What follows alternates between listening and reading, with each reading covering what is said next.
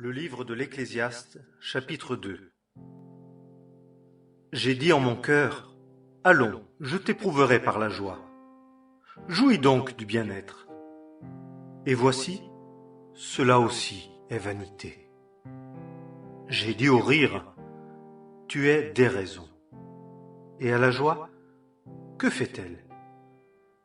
J'ai recherché en mon cœur de traiter ma chair avec du vin, tout en conduisant mon cœur par la sagesse, et de saisir la folie, jusqu'à ce que je visse quel serait, pour les fils des hommes, ce bien qu'ils feraient sous les cieux tous les jours de leur vie. J'ai fait de grandes choses. Je me suis bâti des maisons, je me suis planté des vignes, je me suis fait des jardins et des parcs, et j'y ai planté des arbres à fruits de toute espèce. Je me suis fait des réservoirs d'eau pour en arroser la forêt où poussent les arbres. J'ai acquis des serviteurs et des servantes, et j'en ai eu qui sont nés dans ma maison. J'ai eu aussi des troupeaux de gros et de menu bétail, en grand nombre, plus que tous ceux qui ont été avant moi à Jérusalem. Je me suis aussi amassé de l'argent et de l'or, et les trésors des rois et des provinces. Je me suis procuré des chanteurs et des chanteuses, et les délices des fils des hommes, une femme et des concubines. Et je suis devenu grand, et je me suis accru plus que tous ceux qui ont été avant moi à Jérusalem. Et pourtant, ma sagesse est demeurée avec moi. Et quoique mes yeux aient désiré, je ne les en ai point privés. Je n'ai refusé à mon cœur aucune joie, car mon cœur s'est réjoui de tout mon travail. Et c'est là la part que j'ai eue de tout mon travail. Et je me suis tourné vers toutes les œuvres que mes mains avaient faites, et vers tout le travail dont je m'étais travaillé pour les faire. Et voici, tout était vanité et poursuite du vent, et il n'y en avait aucun profit sous le soleil.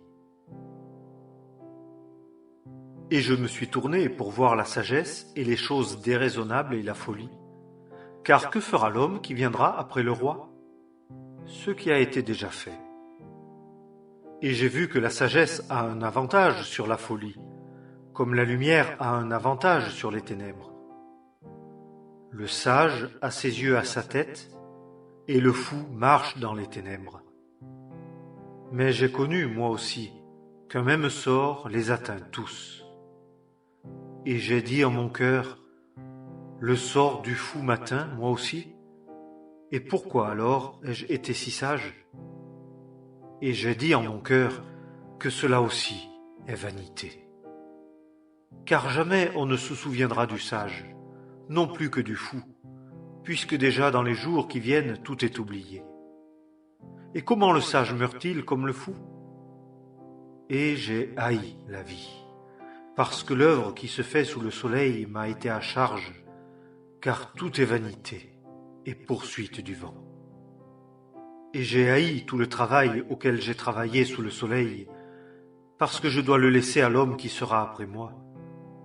Et qui sait s'il sera un sage ou un sot?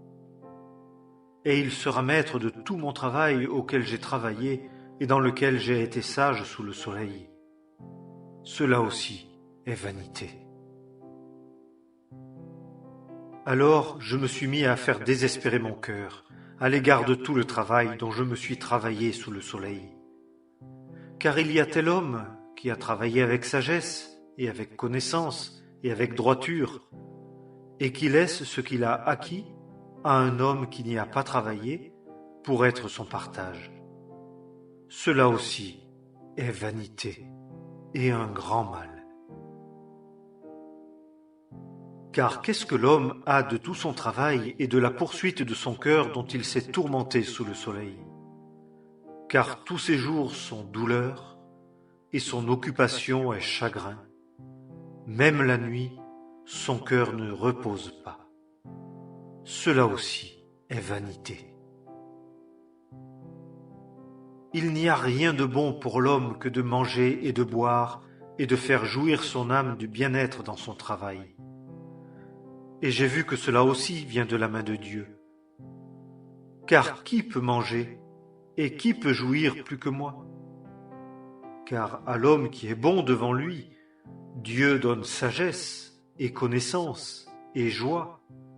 Mais à celui qui pêche, il donne l'occupation de rassembler et d'amasser pour donner à celui qui est bon devant Dieu. Cela aussi est vanité et poursuite du vent.